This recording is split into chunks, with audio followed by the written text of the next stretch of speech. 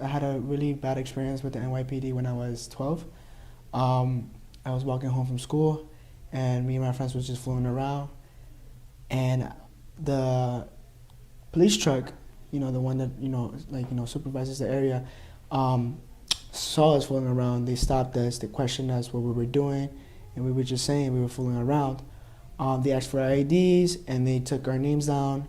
And the last thing I said to the officer was, we were just playing around, and he acted in a brutal way. He came back, grabbed me from here, and put pressure on it and said, I forgot what he said, but he said vulgar stuff. I just remember I just remember saying, "I'll tear your head off," and then the rest, it was like up your ass or something. So from there, I remember me feeling anxious. I was nervous. I felt like I was like targeted. I had like a whole bunch of group of like students from my school, classmates of mine, looking at me while this was happening to me. I felt angry. And authority is authority, so you can't really do much. I mean, if it was somebody else, I would have reacted. But I just felt angry. I wanted to defend myself, because I'm put in a position where you're not only getting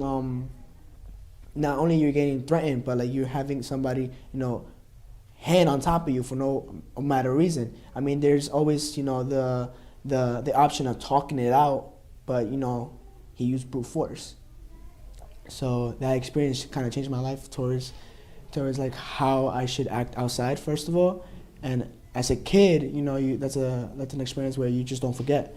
The NYPD since then hasn't been that targeting around my area as much as it used to be, so it has calmed down. But we still get the looks.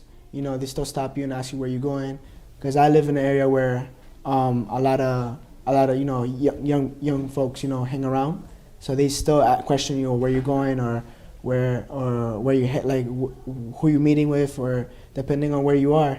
So and they still give you attitude regardless of how you act with them. So it affects the community, and it affects me as being a teenager.